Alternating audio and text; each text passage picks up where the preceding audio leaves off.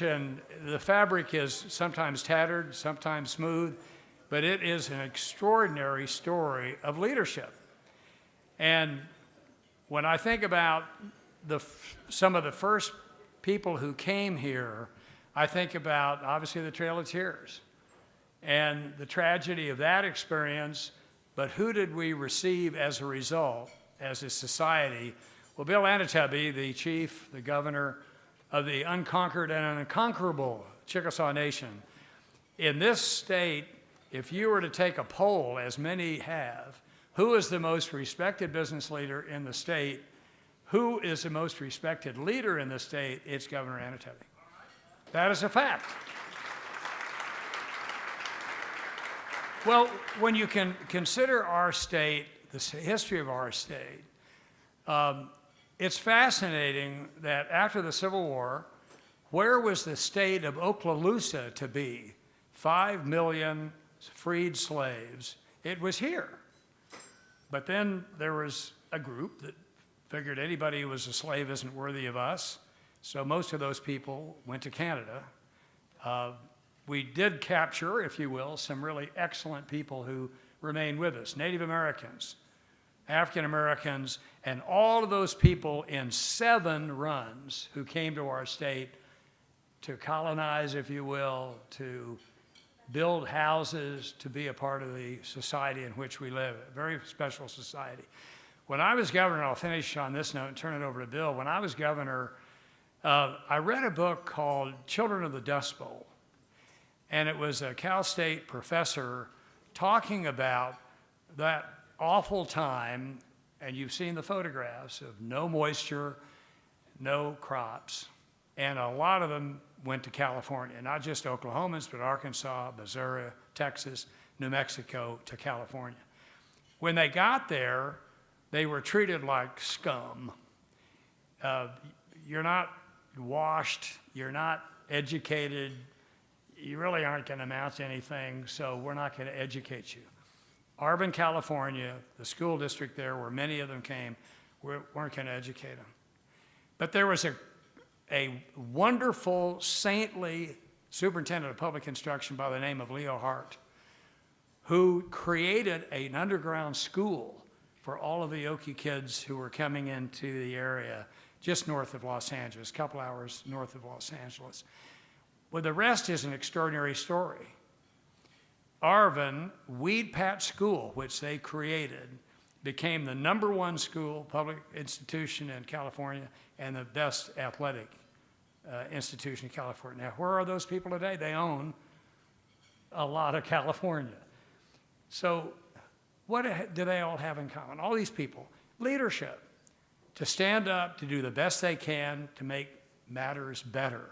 And that's what this organization is doing in the global arena. America has a lot to teach: rule of law, representative government, Bill of Rights, and the excellence of what we do is something we shouldn't back up to the pay window over. We ought to be proud of it, and we are, with somebody like Bill Anatubby at my right arm all the time. The message to all of you is thank you for being here, but the message obviously is America's global leadership role is an essential for the world. Bill.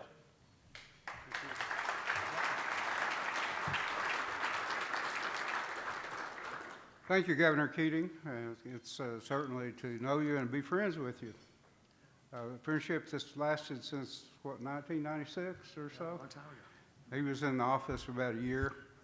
He needed somebody because he had 2 Chickasaws in his cabinet, and so somebody had to calm those folks down. It was Neil McCaleb and Tom Cole. And so I made the governor an honorary chief of the Chickasaw Nation. So that gave him status with those cabinet members. Well, as he said, I'm Bill Anatubby, governor of the, and I'll add this, or repeat it, the great unconquered and unconquerable Chickasaw Nation. A nation known for its bravery, more especially for its intrepid warriors, never known to have lost a battle. And we're also known for our humility. It's certainly good to be here today. at this event. And I welcome each and every one of you here today. And I'm sure that today you'll find that this is worthwhile. You know, there's little doubt that everyone in this room understands how interconnected each of us is with the rest of the world. America is still and will always be an indispensable nation in global efforts to ensure continued security and prosperity for all. Global challenges leads us to focus on solutions. And examples abound, but recently Russia's ongoing war against Ukraine brought many nations together to quickly respond to the historic number of displaced people. And as the war continues, nations are working together to respond to the growing food security crisis. Governments and businesses are also working together to develop solutions to pandemic-related disruptions of global supply chains. As America's role in this world is being debated in Washington, D.C. and at kitchen tables all across this country, the stakes have never truly been higher for America's global leadership. And we're here today because we know that working with our neighbors is always the best approach. While we come from diverse backgrounds, the group of men and women from across Oklahoma that are here today have come together to share this conversation and the belief that America truly has a high role in global leadership. Now, to tell us a little bit more about USGLC's work here in Oklahoma and around the country, let's welcome Executive Director of the U.S. Global Leadership Coalition, Jason Gross.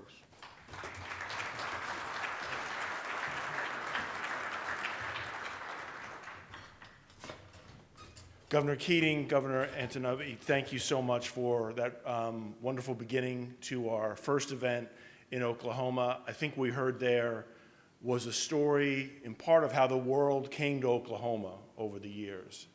I think today we're going to have a discussion about how the future of Oklahoma includes working with the rest of the world and how part of its future is intertwined, interlinked with so much that's going beyond our borders.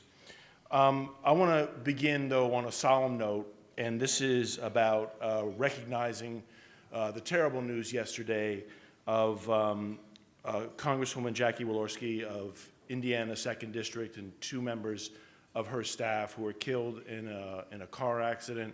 And I know that we want to convey to the people of Indiana and all Americans where the flag at the U.S. Capitol was at half-mast yesterday, our sympathies and prayers to them and to Congresswoman Bice as well, her colleague whom she lost. It was a terrible day yesterday, and we remember their public service to our nation, Congresswoman Walorski and her team at this moment.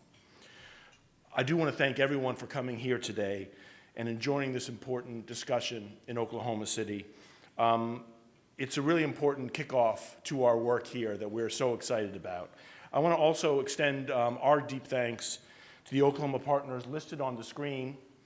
First, our national global impact partners who support work like this around the country, we're very grateful for, and to our local partners today from Oklahoma who make today's event so possible.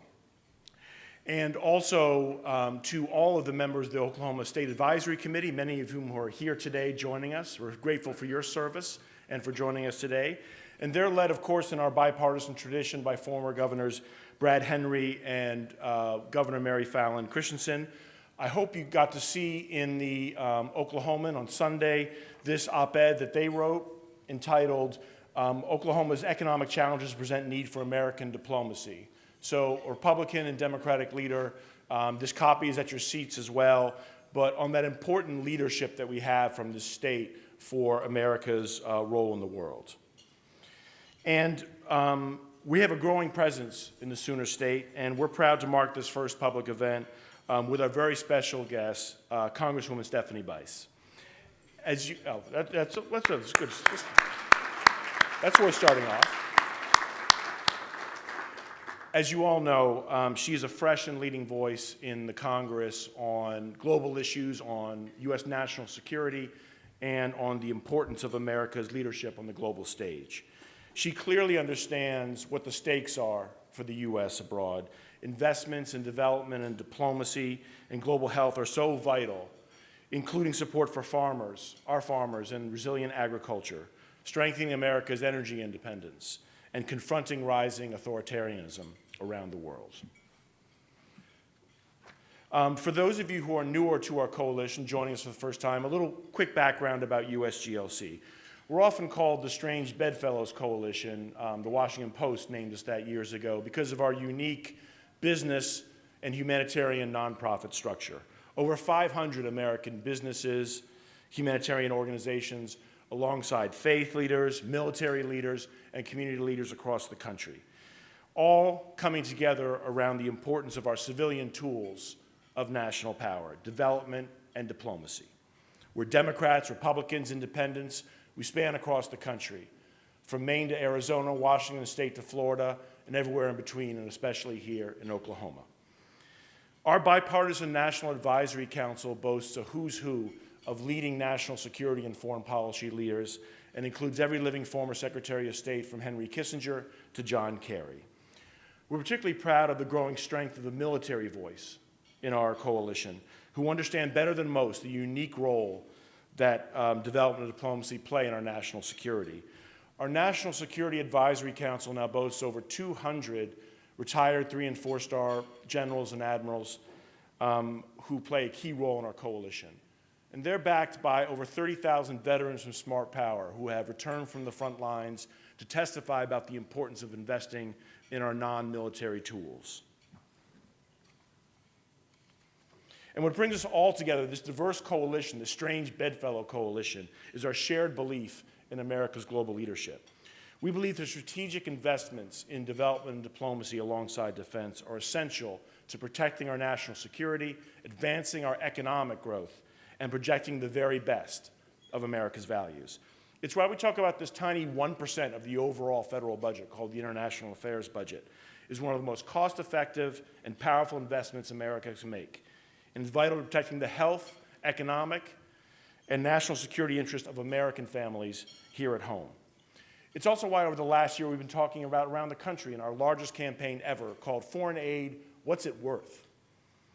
Diplomacy, what's it worth? We've been asking in communities around the country. It means supporting our diplomats and embassies around the world, supporting our allies and partners, including working with our NATO allies to meet the needs of the Ukrainian people and helping them defend themselves against the Russian invasion.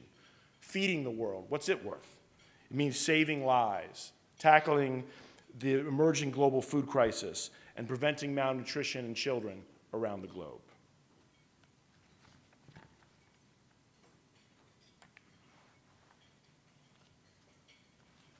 And global health, what's it worth? It means investing in global health security and pandemic preparedness to stop future diseases from reaching our shores. It's also about protecting our national security. But you don't have to take my word for it. I have some folks you're going to hear from right now who really know what's it worth. Thank you very much. Nobody in the world wants to see war less than a military guy. We've learned over the past 16 years of war that while military action is necessary, it is not always sufficient. In fact, most of the time, it's not sufficient. It takes the development folks, it takes the diplomats, and it takes the military to achieve our national security objectives. Those of us who have joined the National Security Advisory Council have done so with a history of service and commitment to this country. We have been in locations where we see the importance of coming together to produce long-term stability.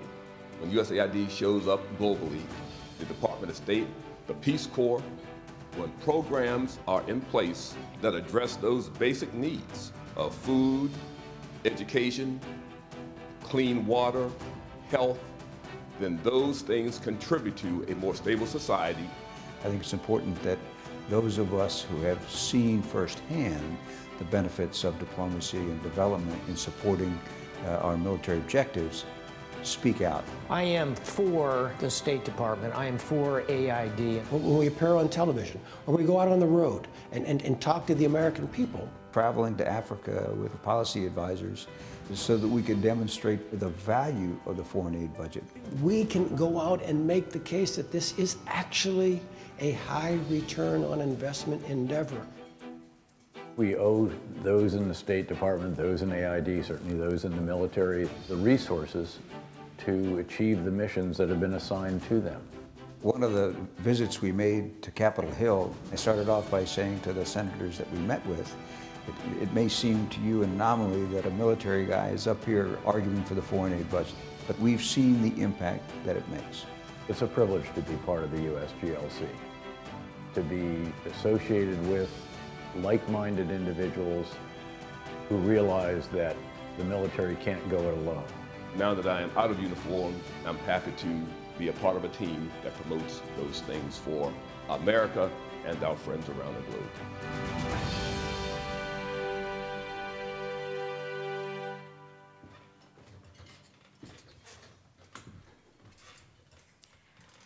Wow, that is quite a commitment and a good message that our most, I would say, most dedicated and decorated that actually is advocating for development and diplomacy as central to their missions. I'm Sharon Young, President of Global Housing Foundation, and a proud member of USGLC Oklahoma Advisory Committee. Global Housing Foundation is a nonprofit organization that works with the United Nations to build houses around the world for the working poor. As someone who believes that investing in global for the world and believes in the basic tenet of our shared American values, it's an honor for me to be with all of you today. The United States today is providing foreign assistance in a new and more effective way than ever before. And American organizations like Global Housing Foundation are working tirelessly to make a world a better and safer place. Investments in these programs are critical to tackling global challenges like poverty, hunger, and disease.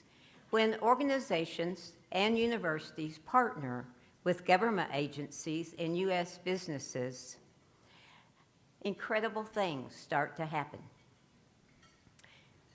From offering life-saving medical treatment to teaching children, boys and girls, to read and write, ensuring access to clean water, providing relief after disasters, and helping communities across the world by building affordable housing.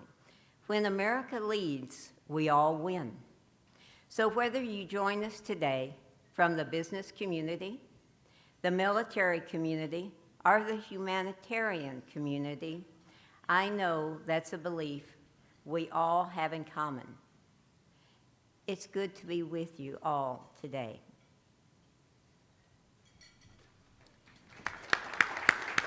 Thank you, Sharon. I'm Chad Warmington. I'm CEO of the State Chamber of Oklahoma. I'm a proud member of USGLC's Oklahoma Advisory Committee. And I want to apologize for my super casual lack of a tie, but I was changing in my car about 30 minutes ago from standing on a golf course with my son who was playing in a golf tournament, melting down, 4-putting, 3-putting. It was a disaster. But he ended up winning. Who knew? So, and I'm scrambling, getting ready. I'm like, of course, no tie. But so I apologize for my casualness. Thank you, Todd Pauley. I need that. Thank you. So you got to recognize Todd Pauley because Todd's a new member of my board, so one of my bosses. So big round of applause for Todd Pauley, too. So I'm here today on behalf of many large and small businesses in the state of Oklahoma and Oklahoma City and around the country who understand that local companies and local economies rise and fall with the economic currents of the world. In fact, most people who buy American goods and services do not live in America, and many of them live in developing world markets, which are the fastest growing. 11 of America's top 15 trading partners were once recipients of foreign aid. 1 in 5 American jobs are tied to international trade, and 1/3 of all manufacturing jobs in the United States are directly tied to exports. So, as the head of the State Chamber of Oklahoma, I can tell you that the private sector alone cannot keep us competitive in a global marketplace. That's why we rely on these critical strategic investments in diplomacy and development to help fight corruption, to promote the rule of law, and to open new markets for our goods and services, which is the key to our economic prosperity here at home. So it's good for the world, it's good for American businesses, and in my particular opinion, it's really good for Oklahoma businesses as well. So I'd like to introduce our panel to the stage today, so I've got the pleasure of doing that. This afternoon's panel will feature General Brian Boudreaux, who served in the U.S. Marine Corps for nearly 4 decades, most recently serving as commander of the 2nd Marine Expeditionary Force. And today we are honored to have him as a member of the USGLC's National Security Advisory Council. Brian, will you please join us? Also joining the panel is, as mentioned, a really important guy, Todd Pauley, who serves as the Director of Government Relations for Central and Southwest Region at Boeing, where he leads Boeing's regional outreach across all levels of the federal and state government. We also welcome back to the stage USGLC's Jason Gross to moderate the discussion. It's also now my pleasure to introduce Congresswoman Stephanie Bice, who represents Oklahoma's 5th District. And for those of you who know me, it's really hard to be real formal. I've known Stephanie and I've been friends for 25 years, so it's really hard not to say Steph or come here, Steph. And so it's like I gotta get into the right mode to go, excuse me, Congresswoman Bice, would you mind coming over? So I'll do my best, Congresswoman Bice, to keep it formal. Congresswoman Bice is a 4th-generation Oklahoman, born and raised right here in Oklahoma's 5th Congressional District. Prior to her election, Congresswoman Bice served in the state Senate for 6 years and was also a member of USGLC's Oklahoma Advisory Committee. I was just thinking when you called me to tell me you were running for the state Senate, and yet here we are, and you're doing a fantastic job. So I'll finish my introduction. Congresswoman Bice sits on the House Armed Services Committee and the House Committee on Science, Space, and Technology, and serves as a member of the Republican Whip Team. She was elected by her peers, and this is really important, she was elected by her peers to serve as the freshman class president, which gives her the crucial responsibility of communicating policy goals and developing relationships in the House. Let me tell you, that's really good for Oklahoma, and that's really good for America, frankly. Her work in Congress, she has extensive experience in the private sector. Congresswoman Bice brings a diversity of experiences to Congress that have helped shape her into an important advocate for America's global leadership. So, ladies and gentlemen, please help me in giving a warm special reception to our, I just want to call you Steph, to Congresswoman Stephanie Bice. Thank you very much.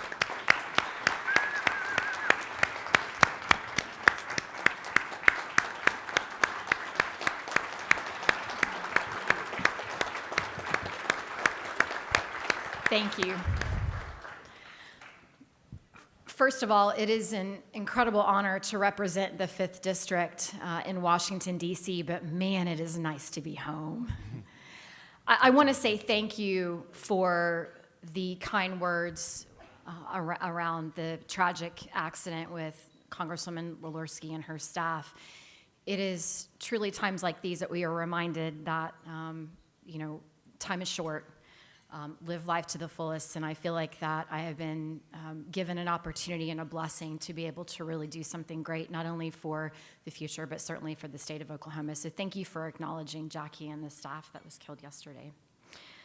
As many of you know, this is my first term in Washington, and it has been full of great experiences, but also challenging times. This is especially true when it comes to America's leadership on the global stage. I have the honor, as was mentioned by Chad, of serving on the House Armed Services Committee, as well as the House Science, Space, and Technology Committee. The Armed Services Committee gives me the opportunity to work directly on issues that affect our military readiness and combat capabilities. Although I don't directly represent Tinker Air Force Base, I represent many constituents and civilians who work there. Through the National Defense Authorization Act, I've been able to ensure numerous provisions that support Tinker, its B-21 campus operations, and its E3 wings, making sure that they're prioritized. On the Science, Space, and Technology Committee, I'm focused on a wide range of issues, including ensuring that we are prioritizing the next generation of STEM students and maintaining America's global competitiveness. But we have seen numerous international issues arise since I took office, from the withdrawal of Afghanistan to the Russian invasion of Ukraine, emboldened adversaries in East Asia, and growing terrorism in the Middle East and Africa. I'd like to take a little bit of time to lay out some of the challenges we're facing in each of these areas. First, as you can imagine, there are significant challenges in Eastern Europe. The Russian invasion of Ukraine continues a period of increased aggression from Vladimir Putin. His aggression, which has been ongoing, quite frankly, for decades, has led to the full-blown war that's currently happening in Ukraine. The consequences of these actions are being felt across the globe, including right here at home. Due to some of the anti-energy actions by the administration, the war has actually worsened energy prices both domestically and across the globe. In Europe, countries like Germany are being forced to once again rely on coal for power. I believe that Oklahoma could play a key role in alleviating domestic and international energy prices. Many of you in the room are well aware, but Oklahoma is the third largest natural gas producer in the United States. If we are allowed to finish liquid natural gas terminals, we can export LNG to countries that are currently facing shortages due to Russia's decisions to halt LNG exports to European countries, including Germany. In Asia, we are facing perhaps the greatest threat. China is militarizing its South China Sea and is even turning its aggression towards Taiwan. Just on the way over this afternoon, I was alerted to missiles that had been launched by China, some of which may have actually crossed over Taipei. The tensions have been further escalated due to Speaker Pelosi's trip to the region. But let me be clear. I do support the Speaker's visit to Taiwan, and I hope that more members of Congress are allowed the opportunity to visit the region if given the chance. Through the Armed Services Committee, we look at providing effective and offensive capabilities to countries like Taiwan, and while also continuing to support our friend Ukraine. In the Middle East and Africa, I'm concerned by the growing terrorist threats. Islamic terrorism is on the rise, and it is important that America keep a close eye on the emergence of existing and new terrorist groups, including ISIS and al-Shabaab. We cannot allow them to gain new footholds or consolidate on existing territories. It's important that we also continue to expand the Abraham Accords and work to ensure lasting peace in the Middle East.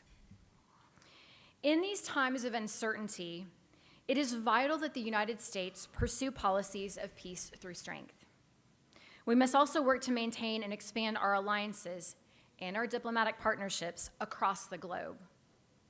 Working with NATO, the NATO alliance to seek out new countries, such as Finland and Sweden, which were just approved by the Senate, it's a critical strategy. NATO serves as an important deterrent to the aggression of Putin and Russia. In the Indo-Pacific region, AUKUS, a trilateral treaty between the US, Australia, and the United Kingdom, is helping establish deterrence against an increasingly aggressive China. The US cannot pursue a policy of isolationism. We must keep our presence known on the world stage. Countries look to the United States as a country that protects democracy and freedom abroad. This is especially imperative as countries such as China are increasing their control and dominance across the globe. China is attempting to become a global superpower, and it has even begun to spread influence into our own hemisphere.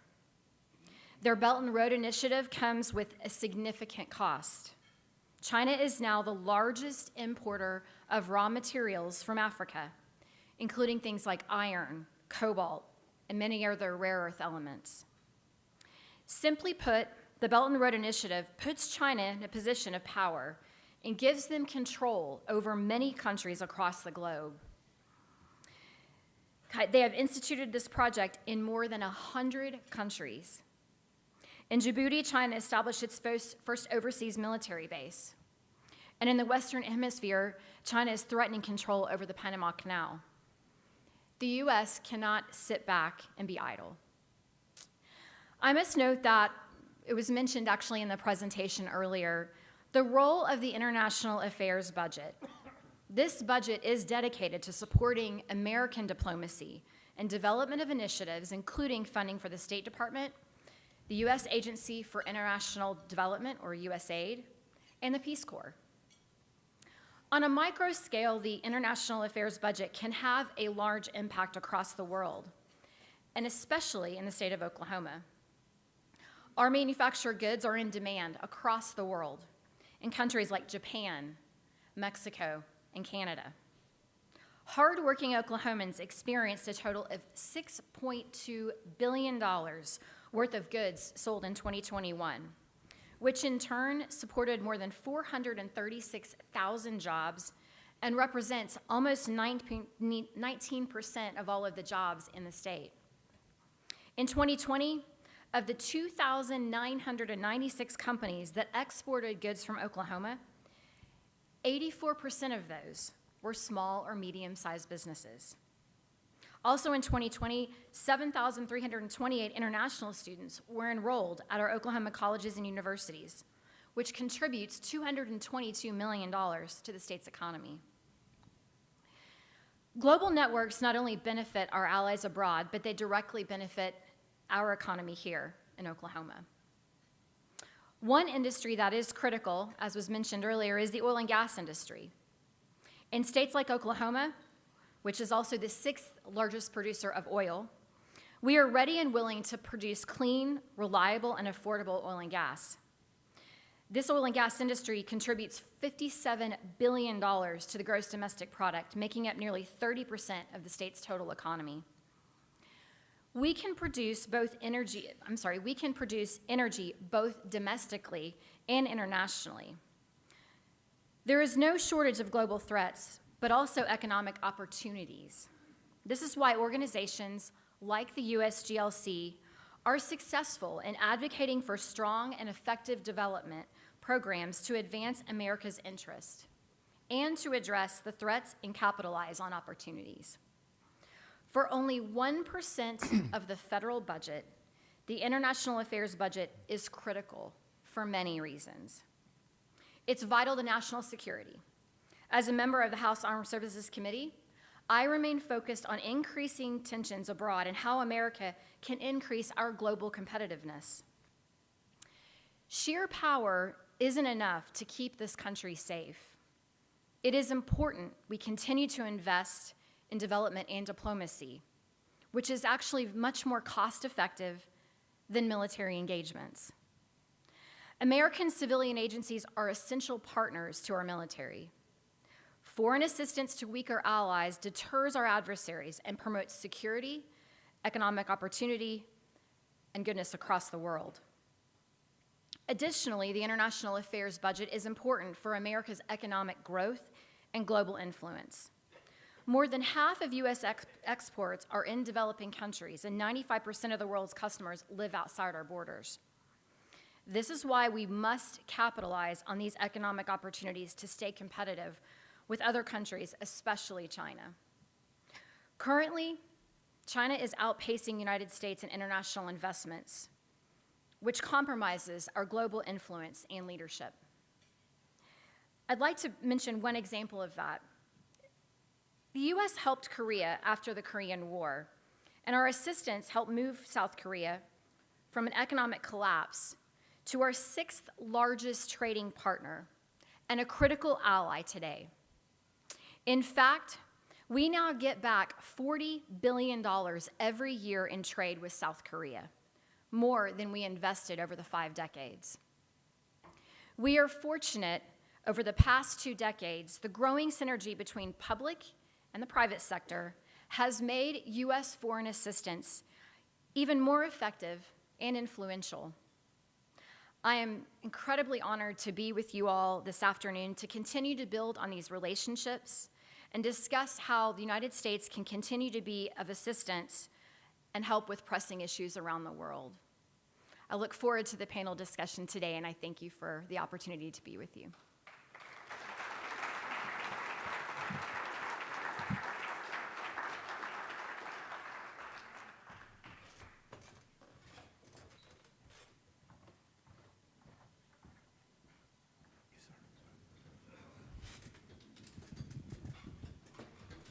You get mic'd up there. Congresswoman, thank you for those thought-provoking remarks. I think you're really going to lead in well to this conversation this afternoon.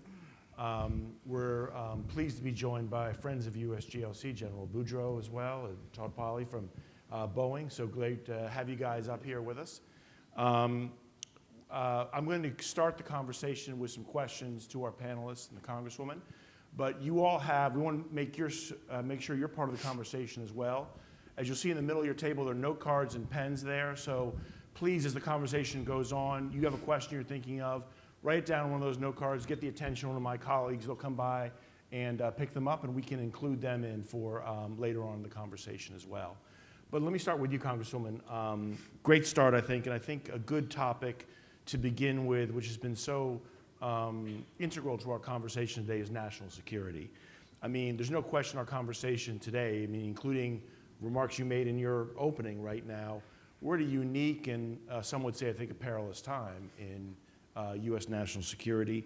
The world we're living in is more complex, more interconnected than ever before. And there are no shortage of threats, many of which you laid out in your opening remarks: Russia, China, Horn of Africa right now, Afghanistan still. I want to begin our discussion on national security. And in the aftermath of Russia's invasion of Ukraine, America's military leaders have really talked about the importance in the irreplaceable role of diplomacy and strong global partnerships to maintain stability and counter authoritarian aggression. I want to quote General Christopher Cavoli, the NATO Supreme Allied Commander, testifying for Congress recently. He said, "I benefit as an officer when our diplomacy is robust. We benefit as a nation when our diplomats are armed the way they need to be." You're a member of the Armed Services Committee. You know the full range of national security tools that we need. Why are America's civilian tools of engagement, diplomacy, development, USAID, State Department, Peace Corps, so important to support Ukraine and protect democracy over there? I think there's several reasons. First, you have to have all of these partners because they are doing a specific function. And they are partnering with the United States government or military, but they have an important place in developing partnerships and relationships with countries like Ukraine to be able to push forward. I think that right now, when you're talking about humanitarian assistance, we have seen so many organizations step up to the plate to try to offer that assistance to Ukraine, whether it's in Poland, or some of the other locations around Ukraine, given food shortages and insecurity, energy insecurity. There's a lot of things happening in the country. And I think the ability for these organizations to be able to come in and fill that gap, fill the need, is really vital. And without them, we would see a very different Ukraine right now. So they are playing a vital role, and they play a vital role across the globe, depending on the area and what the needs are. I think they try to find those specific areas and fill that gap. Excellent. General Boudreaux, welcome again. So glad to have you with us. Thank you. Congress hears testimony from America's military leaders from time to time, of course, and especially importantly, combatant commanders who oversee Middle East, Africa, Southern Hemisphere, and the Pacific. Recently, General Townsend, who heads up AFRICOM, called Development and Diplomacy America's Tools of First Resort. Drawing on your prestigious service we heard about as well in your introduction, from your perspective and experience, how is investing in America's civilian toolkit vital to keep our nation safe against the global threats we face today? Thanks for the question. When we look at just even the defense budget, $722 billion versus $58.5 billion for State Department, it's hard to get away from the big D of defense. But it should be a secondary approach. I think General Townsend has it exactly right. I also had the good fortune of being the Director of Operations for U.S. Africa Command in a prior tour. And we have 2 deputies, for instance, in that command, 1 military, 1 civilian. An ambassador serves as a deputy commander. And while the military deputy would often focus on a problem at hand, terrorism still on the African continent, and working in the Horn of Africa, North Africa, Mali, Chad, Niger, places like that, to stem the tide of extremist organizations taking root in those countries, the civilian deputy would embark on what he would call a neglected partners tour, south in equatorial Africa, to do the developmental areas. We never can predict where the next crisis is actually going to happen. And it's the big D, leading with our diplomats, working with developmental agencies, that enables military operations ultimately, whether that's to gain overflight rights, to gain basing rights, to shore up a military through foreign internal defense efforts. It's all leads with diplomacy. Oftentimes, defense has to set the conditions for development, but diplomacy will always lead prior to any military work in that country. Number one, the ambassador is going to set the parameters of what the military is going to do or probably not do in that country, short of a major war where the Defense Department will issue orders. But largely, the military is going to second itself to the desires of the ambassador, and if they're smart, they're going to listen to the country team and work to the needs of that specific country. Not come in with the U.S. idea of how to fix the problem, but listen to the country team and the ideas that are needed to fix the problems that are local. It may be water, it may be power, it may be education, it might be health. It could be a number of issues that the military can then help enable the diplomats in their efforts. And General, how is that relationship going? That's a complex one on the ground between our military leaders and our civilian leaders and our diplomats. Over your course of service, how did you see that evolve in terms of that vital, as you said, but complex sometimes relationship on the ground between those two? So I had the good fortune of commanding under General Mattis 3 times. Great mentor, great teacher, right? The best there was. I was a general for about 11 years of my service in the military. And he said, when you become a general officer, if you can't lead in the international community, then your leadership ceases to be relevant as a military officer. So working inside of a coalition, working inside of an alliance, working bilaterally or multilaterally with foreign partners is the essence of, I think, leadership at the senior level. A smart officer will listen to the ambassador.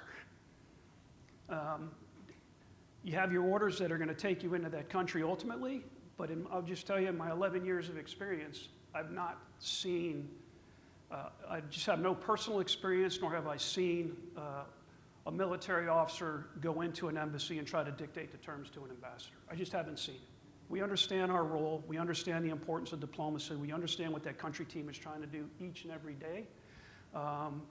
And we'll be the officer that goes in and tries to set the conditions or the terms of how the military. Now, there's a great relationship in terms of the types of advice you can provide, the resources that the military can bring. You know, you have a whole defense attaché network inside that embassy that's also providing advice to the ambassador. So working very closely with the defense attachés, working closely with the deputy chiefs of mission, the ambassador himself or herself, in many cases. I've not seen maybe the contests or the conflicts that might arise that you hear about in the past. I just had no firsthand experience with that. Sure. And if I can maybe just tag on to that, I Please. think that what we also have to think about is that if we don't have these partnerships with military and civilian, then someone else is going to fill that gap. And I think that's what we're seeing actually with China right now, is they have sort of taken that approach to provide everything. And one thing that many of you may not have heard about is vaccine diplomacy. There were countries across the globe that were desperate for COVID-19 vaccines. And to be able to sort of offer something up, they decided that vaccines were something that they could leverage in their benefit. So it's things like that that we have to be thinking about. How do we counter that? What are the opportunities that we can bring to the table to be able to prevent China from really coming in and setting up shop and really dictating maybe even policy within those smaller countries across the globe? As you brought up in your Belt and Road Initiative talk in your opening remarks, so critical to think about competing and countering with China's influence in the developing world.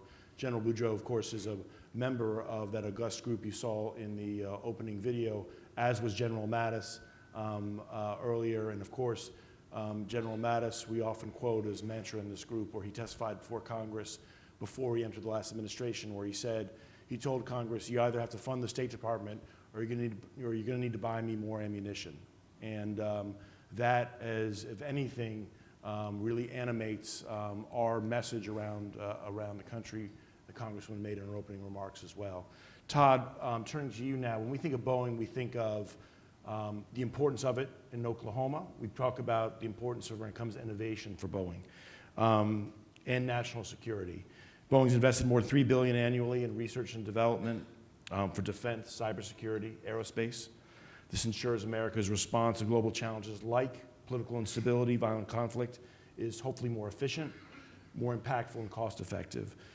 Why is it critical, from your viewpoint, from America's national security, its civilian aviation, that the private sector helps drive innovation and creativity, both on the military side and the civilian side of Boeing's portfolio? And again, welcome to the stage today. Thank you. Thank you for the question.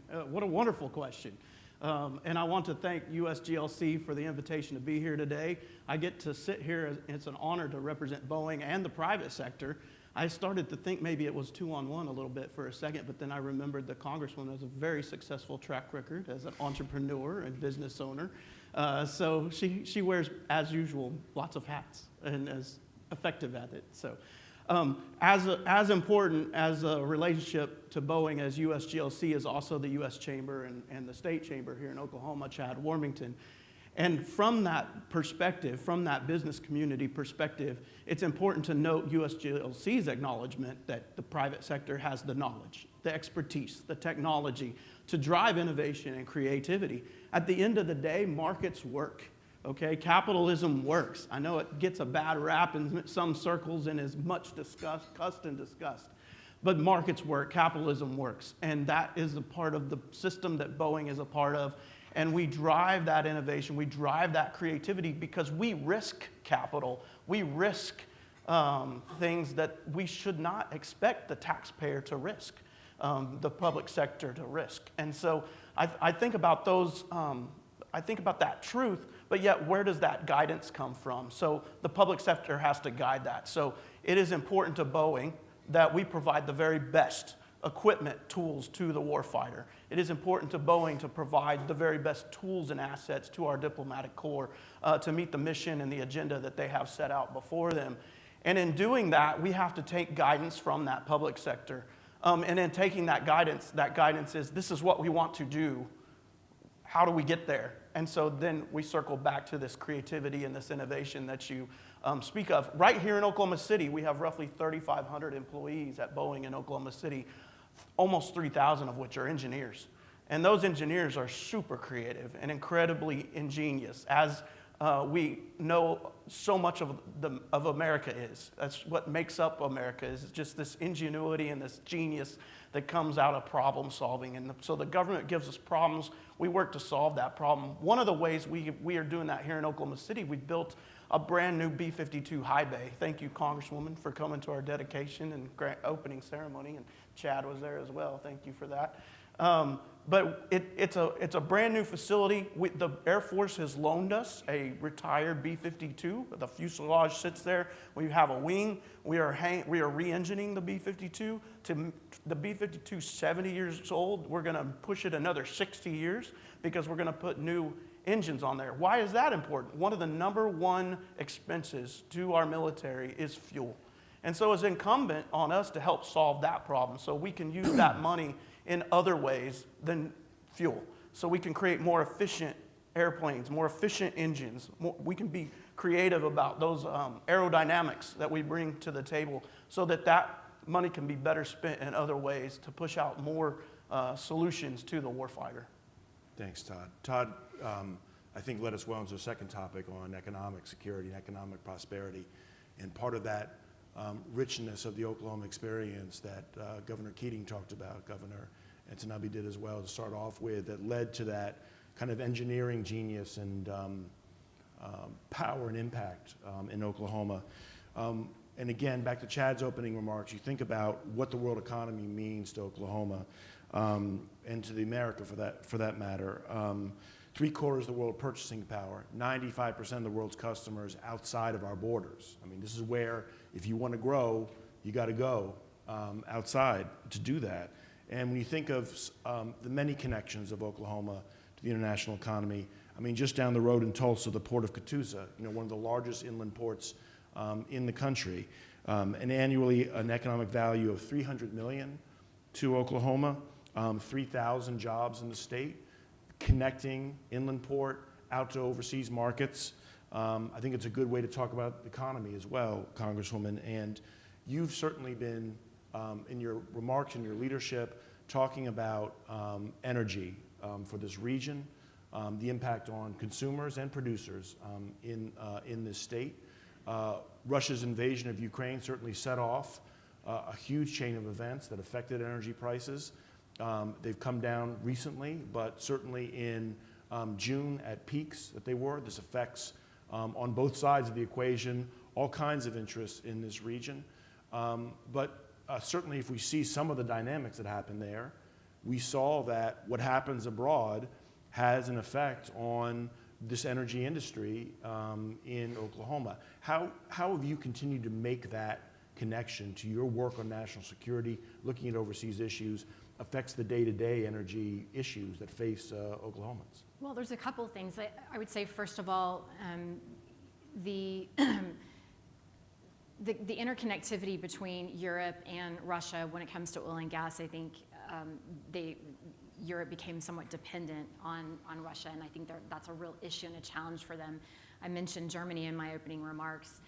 They decided to disable and shut down their nuclear reactors and were trying to wean themselves off onto renewables. And we talk a lot about oil and gas in Oklahoma. It drives the economy here, but make no mistake, that doesn't mean that my side of the aisle is anti-renewables. We have to have an all-of-the-above approach. And I think that what's happened in Europe is the perfect example of why you can't just shut off the spigot for oil and natural gas and walk away. It has to be a gradual development. And to Todd's point about innovation, on the Science, Space, and Technology Committee, there are some incredible things happening when it comes to energy innovation, whether it's hydrogen, blue and green hydrogen, small cell nuclear reactors. There's a lot of things that can come into play to help. Interestingly enough, there is a predicted 50% increase in the need of power and consumption in the next 3 decades. So think about that for a second. How are we going to power the future? Those are the things that we need to be looking at to be able to make sure that Oklahoma continues to be able to provide, revenue here, but also opportunities like wind, solar, and other things throughout the state. Another piece of this that I think is really important when we're talking about the global economy, and I see Secretary Arthur, the Secretary of Agriculture, here with us, I think it's really crucial to talk about what's happening on the ag markets right now, and specifically with grain prices. When Russia invaded Ukraine, most people didn't know that Ukraine is the bread basket, say that fast 3 times, the bread basket of Europe. And the fact that they are not until the last few days, able to actually export any of their grains out of the country has been very problematic, particularly for third world countries that rely on those grains for nourishment for their citizens. So, we play a unique role in that we've got to continue to provide agriculture and grains here in Oklahoma to be able to beef up that. And we're having some challenges right now given the weather the last several weeks. But certainly that ag piece of it is important. And one other thing that I think doesn't get talked about enough is fertilizer. Ukraine provided a tremendous amount of fertilizer globally. And now that that's not accessible, farmers and ranchers across the U.S. and across the globe are trying to figure out where do we get that to be able to keep our yields up, to be able to provide these important grains across the globe. It's just a really, I think, dynamic situation that we're trying to look at from all angles and figure out what can we do today that's going to help. Todd, turning to you next on the economy as well. Boeing works with small businesses in the state. And you launched a small business program, I guess, 70 years ago, and then expanding, especially in the 90s, to include an emphasis also women, minority-owned businesses. And we heard from Chad, again, this interlinking of businesses across small, medium, large in the state, contributing to exporting $6 billion annually. Tell us about that, your view from Boeing about the importance of small businesses as part of this chain of Oklahoma exporting to the rest of the world, the role they play, and the need to continue to include and build with them on Oklahoma's economic future. Yeah, I got to tell you, out of all the things that we contemplated for discussion today, this might be the one I'm most passionate about. I served in the previous administration, the Trump administration, and prior to coming to Boeing, and was at the Small Business Administration.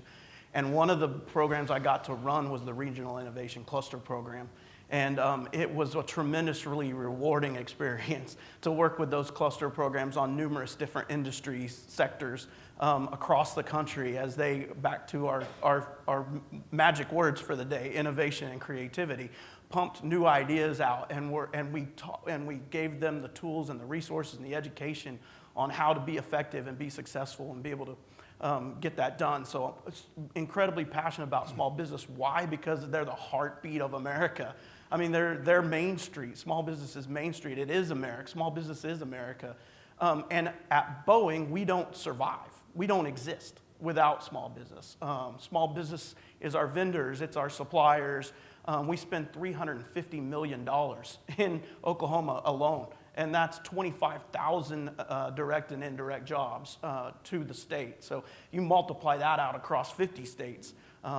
We spend even more than that in states like Michigan. So, I mean, there's room for competition, right? So opportunities to step up. But small business, again, the lifeblood, the heartbeat of America, and we get to, we're in a position to help support those small businesses as they support us. In saying that, we also acknowledge we don't have all the right ideas. We don't have all the best ideas. And so to be able to have this vast network of small businesses within our supplier management program, it gives us a chance to turn to others on difficult issues and difficult problems that we need to solve, and those small businesses are helping meet those needs and find those solutions for us. Thanks, Todd. Yeah. I see some pens moving, some brows furrowed in the audience, but please keep those up, those questions, so we can get them involved as well. Get my colleagues' attention so we can pass them up. And no cards, there's my colleague Emily, they're all around, so please get her attention. We'll get your cards also into the mix. I want to turn to humanitarian values for the third section. And I was on the same wavelength you were, Congresswoman, about the idea of Oklahoma and our role in helping feed the world, and our values as Americans, but also about the lifeblood and the economy of states in the heartland of our country. We talk about the crisis that's been triggered by the Russian invasion of Ukraine. You mentioned it. I mean, 30% of the world's wheat coming from that breadbasket there disrupted. Talked about the fertilizer issues. Former South Carolina Governor David Beasley heads the World Food Program, part of the UN. He suggests the world's moving backwards now in its efforts to eliminate hunger and malnutrition as a result of this conflict. 1 in 10 people around the world going to bed hungry every night. By the end of 2022, the fear is an additional 47 million people expected to experience acute hunger due to disruption of that breadbasket going to places like Africa, the Middle East, and Asia. Your support for that recent Ukraine supplemental package is so important. We're grateful for that, and that included really critical food aid going out right now to address some of those issues, because in your national security expertise, you know that one way to get to insecurity in fragile states is food insecurity. Food insecurity hurts countries, destabilizes them, turns fragile states to failed states, and may require us to deploy in the future. So it's that investment, both because of the values that we have as Americans, but also international security interests. How do you see that leadership on food security coming from this state, meaning so much for both our values and our national security overall? Well, I think Oklahoma being an ag state is, contributing to feed the world. Farmers and ranchers are our, food source. People, often don't think about the fact that the food that's on the table today didn't just appear from the kitchen. Somebody grew it, somebody made it, somebody milled it. And so making sure that we're doing whatever we can to support our farmers and ranchers is incredibly important. And, this Ukraine conflict, really, I'm hopeful that we can try to get to some sort of resolution sooner rather than later, because the longer that this drags on, the more of a impact it will have globally. And that's the big concern, I think, from a national security perspective, but also from an economic perspective. Ukraine has suffered greatly from, their economy has taken a huge hit in a variety of ways. And the longer that Russia drags this war on, the more difficult it will be for them to be able to rebound from it. And it will take a lot of help across the globe to be able to do that. So providing the Ukrainians with the necessary tools to be able to defend themselves was incredibly important. When you mentioned the $40 billion aid package, I took a lot of heat for that vote. There were a lot of people that were unhappy that I voted for the military aid. But at the end of the day, there was a couple things that I reminded them of. First of all, about $13 billion actually went back to our own Department of Defense to resupply the military aid that we had given to Ukraine. About $3 billion went to help with the service members that are stationed in Eastern Europe right now. There were over 100,000 that were posted in the Eastern European region unexpectedly, so we needed to be able to make sure that we had resources for them. And then the remaining, 20 plus billion was for financial and humanitarian aid to be able to help. And look, at the end of the day, we have two choices to make. You either provide those resources and let Ukraine fight this battle themselves, or you run the risk of Vladimir Putin marching east into Poland, Romania, Lithuania, Estonia, and getting NATO involved in this conflict. And people have contacted my office and said, I don't want U.S. troops in Ukraine. Okay, I hear you. Well, then we're going to have to help them defend themselves. And that's exactly what they've been doing for the last several months. And U.S. has been an incredible partner with them in that. You have seen other countries, European countries, also stepped up to the plate and provide them the resources that they need. So this is why this diplomacy piece is incredibly important. This is why Finland and Sweden wanted to become part of NATO. They understand that there is strength in numbers, and that diplomacy is incredibly important.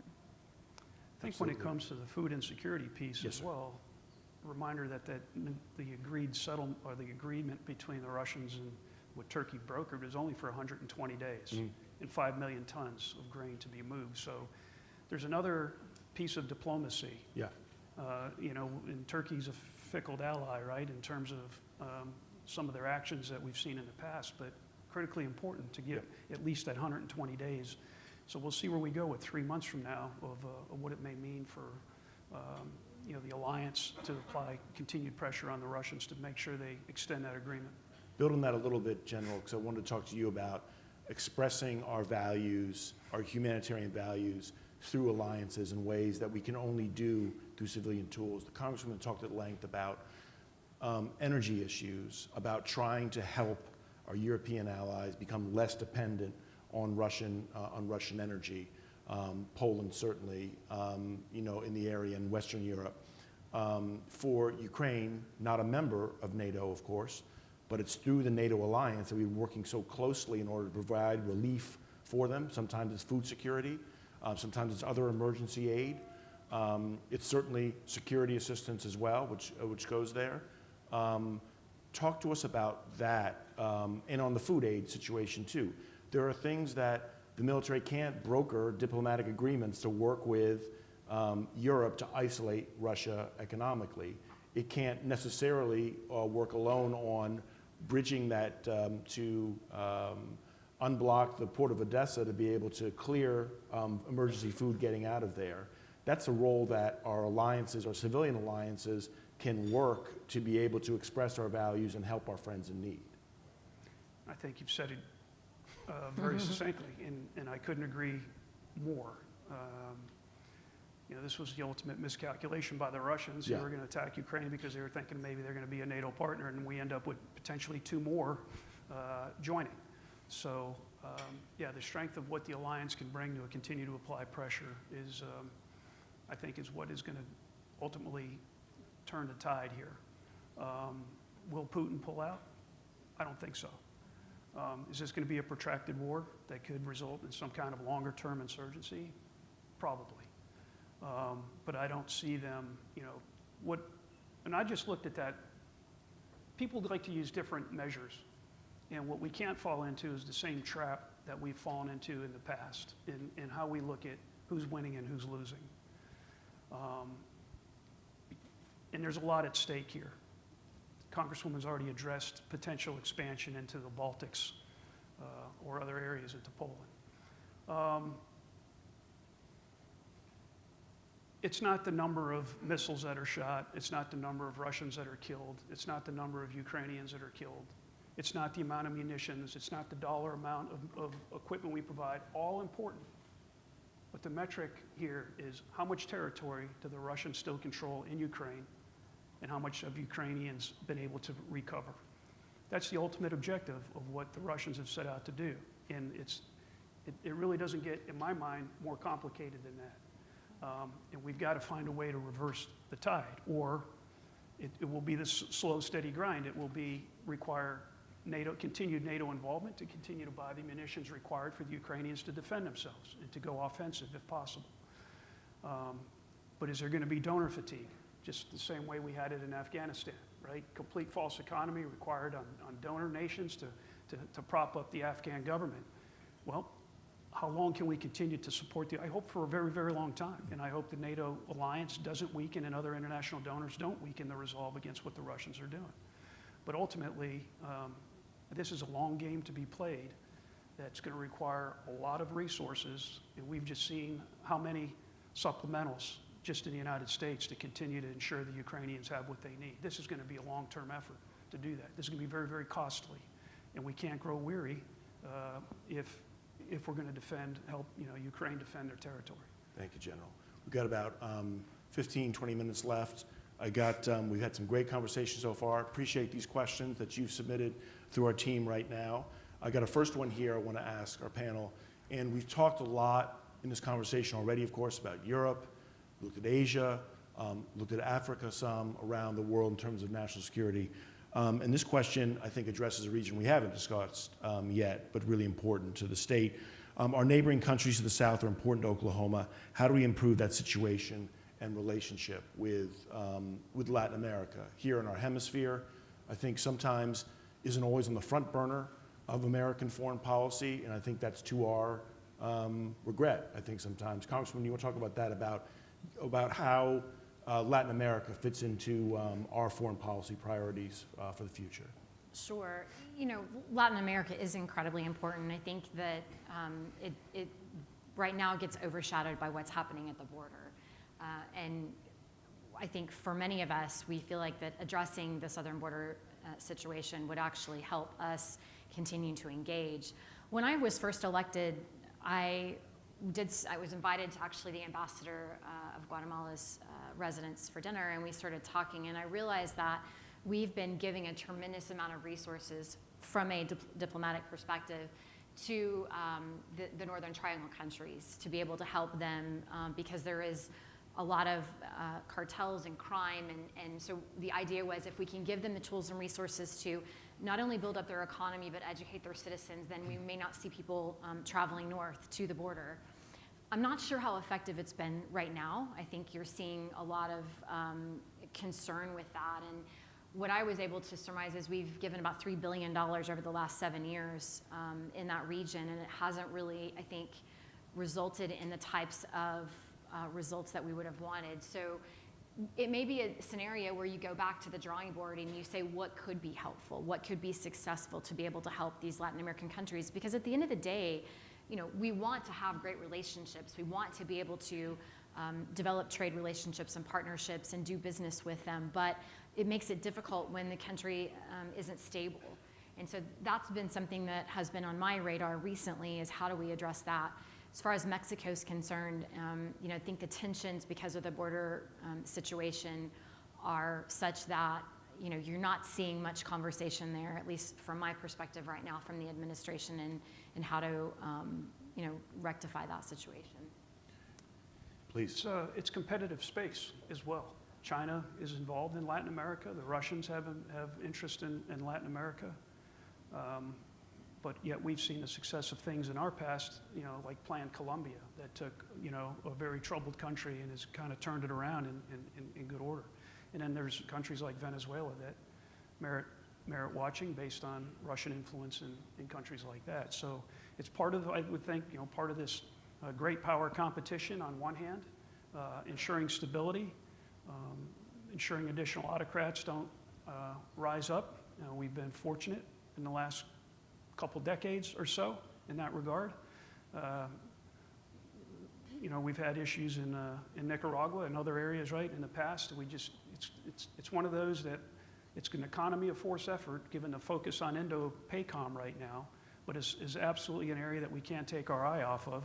And I'm sure that General Richardson is going to do all that she can to maintain stability when we have it. Todd, we talk about Latin America and the future of interest. The Congressman laid it out. Security on one hand, economics on the other. General talked about security especially. Economic opportunity has got to be part of the solution for Latin America to thrive too. Yeah, I'm so grateful for OSU and the School of International Trade and Wes Watkins International School being represented out here. Andrew Ransom is here. I think I saw him somewhere. There you go. Go Pokes, yeah. Orange tie. So, I mean, this is about trade, right? We're talking about the stability of regions and the ability to trade, or the instability of regions. We've talked about Russia. Boeing had a significant presence in Russia, an engineering center primarily, that we stopped, brought to a complete halt, pulled out. That is really bad for business. I mean, that's an obvious statement, right? So you think about Latin America, you think about the ability. Is Latin America, is it stable? Is it unstable? Do we have the opportunity to trade with Latin America? I mean, there really is so much at stake economically. We have state partners that you know, buy and sell aircraft. We have, you know, private sector that buy and sell aircraft. We are a company of 130,000 employees plus. So all these things interplay with one another, and they mean jobs. Right here in America, right here in the U.S. So it couldn't be stated any better that there's about there being so much at stake. Our reliance on the diplomatic corps to get this right, so that we can continue to trade in a successful way. And we really do lean on that diplomatic corps, whether it's, you know, another aircraft deal or whether it's through our defense products. I mean, we listen to those in-country teams, as you say, and those diplomats, and they lead out in many ways, helping us with those relationships so that U.S. trade, being one of the largest U.S. exporters, we need access to all these markets, including Latin America. So it's in our interests, our national interests, to keep those highways and byways open. Let me combine two more questions from the audience here. They're kind of similar that came in, and then turn to the panel. First one, with the world becoming rapidly interconnected, what are some of the options and opportunities to provide education to citizens to understand the importance of foreign policy to the U.S., and what can we do as private citizens to support and promote America's global leadership? Two thoughts from different parts of the room that came together. Congressman, what do you think? Well, this is going to be a shameless plug for USGLC, I feel like. Appreciate it. You're welcome. No, I think being engaged in the conversation and having some perspective. I think most Oklahomans, this is not top of mind for us, right? What's happening across the globe. Maybe because of what's happened on the energy front, we've been more aware of it. But, you know, understanding that diplomacy has a place and is important and allows for us to be effective rather than use a military deterrent is important. And it's not something that maybe gets talked about enough or discussed in enough venues. And so ensuring that organizations like USGLC come in, have these types of events, talk about the importance, bring in great speakers like General and Todd, and be able to talk about why we have to continue to support the international affairs budget and other areas of diplomacy really, I think, helps broaden the conversation. General, your colleagues lived this. I mean, if there's anything, the military, so many have served overseas to understand that lived experience of how things overseas affect us back home eventually, because it affects them day to day. How does that connection made, do you think, on raising the importance of these issues through the lens of those who've served overseas and communicating that back to citizens who haven't? Yeah, I mean, through many deployments, you see the best of humanity and the worst of humanity in some really terrible situations. If we look at the growth of megacities and 2/3 of the population teetering on poverty or in poverty, and we look at fragile states, all the conditions that lead to fragile states, $27 billion for USAID doesn't go a long way. Advocating, and I think I'm of this mind of General Mattis, really, of saying we probably could use a bigger State Department. I think we could use some additional funding inside the developmental agencies, because if we can catch it on this end, install, tenets of good governance, anti-corruption, things of that nature, things that lead to instability, electricity programs. If there's one developmental thing that I've seen, whether it was a country that had it and lost it, is electricity. Electricity can bring jobs. Electricity brings refrigeration. It brings all kinds of things that enable an economy to be able to pick up steam. So alternative energy and getting electricity into these places that don't have it is vitally important. But I would just say that we need to continue to fund the State Department. It's certainly at current levels, perhaps a plus up. Millennium Challenge Corporation, I think it's about $1 billion a year to provide grants to countries that are meeting certain benchmarks. Vitally important. USAID's work, vitally important.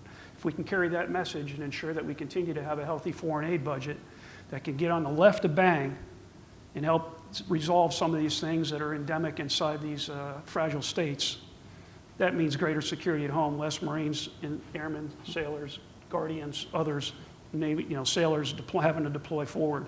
I'm impressed you added guardians in there. Well done. done. We love our Amen. Space Force. We do. Amen. Yeah. We do. Absolutely. Todd, I mean, those things the General cited right there. Yeah. Rule of law, stability that helps prevent fragility, failed states, is also about the flip side of that coin of security is the economic opportunity that's so critical that we can do to lay out the conditions out there. Governor Keating talked about in his opening remarks as well, the unique role that U.S. can play and that leadership to set out a level playing field so we can compete, and also these countries can grow well so they aren't turning to extremists or other opportunities out there. Sure, and I would just like to add one more layer to this, because I had a 3-star general look in my eyes and say, education is a matter of national security. He even went further and said higher education is a matter of national security. And so after you've maximized your potential with USGLC, volunteer hours and donor dollars, and please engage yourself in the topic of education. Are we training up the next generation to understand, to know, to have context, to be able to be critical thinkers about what is at stake and what's at play and what solutions are needed in the world currently? My daughter is here, Mary Catherine over here. So I'm very proud to have my daughter here. She's fascinated and interested in these topics. She is the next generation that's going to help us solve these problems. I would say reach out to that generation, include that generation, bring that generation to events like this so they get access and exposure to these conversations. At Boeing, I'm gonna feel bad for our friends from OU and UCO, and I love you, but we're gonna mention OSU one more time, because we have partnered with OSU. OSU got a NASA grant, and we're coming alongside parallel that NASA grant to encourage more Native Americans. Governor Anatobi, so glad that he was here today, to encourage more Native Americans to get engaged in engineering, in the education process that have been severely underrepresented in fields like engineering. So there's lots. When somebody says, what can I do? There's lots that we can do. And I think a good starting point is being an advocate for educating our students, but also who are those minority groups that haven't had the opportunities that we need to make sure that are engaged and connected to the process. All these things are incredibly important. We have a great exporter in Boeing here on stage, but our nation doesn't have a greater export than its higher education. It's represented here from OSU and OU. And when you think about, we talked at the beginning of chat about the economic impact of international students who want to come to the best higher education in the world, coming to Oklahoma to learn. And not only does it help our economies, that builds understanding, leadership, connections that we have for the future that hopefully help us solve problems without resorting to the military, because they have a different perspective and a real perspective on what Americans are like, what Oklahomans are like, and they've had that bonding time that we can call on later to diffuse something, and that's what uniquely what our higher education can do, and how blessed we are to have them here today with us, and the great work that they do. I want to close with you, Congresswoman, right now on the way we started, and we talked about what's it worth, this effort that we try and do at USGLC to get down to the ROI, right, to the nut of the matter. How, when you close and you think about the great work you've done, serving on our state AC before, we're so proud to have a graduate of our state advisory committee serving in Congress so proudly, and the perspective just hearing from your constituents today, when you talk about what's it worth to invest in diplomacy and development to Oklahomans, what comes to mind? What do you always say when it's out there? Well, I think there's a couple of things. First of all, it was mentioned earlier, military engagement in conflicts across the globe. I mean, if we can utilize diplomacy to be able to, I think you said left of bomb? Bang. Bang, got it, bang. Sorry, left of bang. I'm going to steal the general's phrase there. It actually, I think, helps us in many ways. I mean, look, sending our men and women into conflict is never good for a variety of reasons. You leave there, and in many cases, there's a sense of disdain or, anger that we were there in the first place. And so being able to use diplomatic ties to be able to address some of the challenges that we face with countries across the globe actually, I think, benefits us long term. And I would agree with the general that investments in State Department and state aid are incredibly important pieces of that. Now, that doesn't mean that I am want to discount the military aspect of this. It is incredibly important. But I think that puzzle piece is really crucial to be able to prevent, hopefully, future conflict as we look down the road. You closed as strong as you began with us today. We could go on for a lot longer, but we promised you all an hour and a half. We up by 1:30. I want to have everyone join in thanking our colleagues, our panelists, for an outstanding discussion today and really thought-provoking, and for all of you for your great questions as well. Thank you.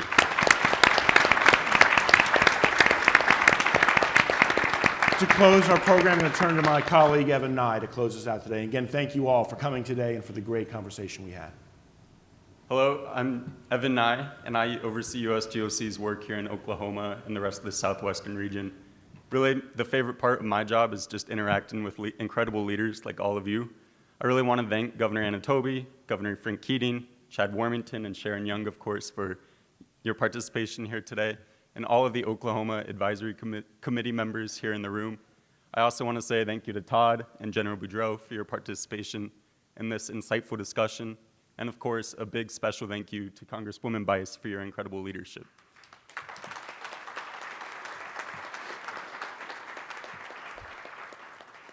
When Congresswoman Bice and other members of the Oklahoma congressional delegation show their support for America's development and diplomacy programs, highlight it for your local newspaper, call in to your local radio station, send a thank you note to your congressional office, and really share it with your family and friends. Your support, your engagement is really critical when our congressional members are showing their leadership on why these issues matter to Oklahomans. On that note, please stay on the lookout for a follow-up note from me with photos from today's event. And if you're new to USGLC, please opt into updates from our coalition. As many of you know, or finally, as some of you know at least, my colleague and friend Troy Williams, USGLC's Southwest Outreach Director, could not join us for today's event as he suffered a serious car accident back in May. Troy continues to work hard towards his recovery, and I know that we could pass on the strength and best wishes from many of the Oklahomans in the room today with whom he worked so closely. Today's first public USGLC event in Oklahoma is really a tribute to Troy's dedication and leadership in the state, and really we're so grateful. Thank you again for your support, your passion, and your voice. Because of people like you all across the country, America remains the leading force for good in the world. Thank you.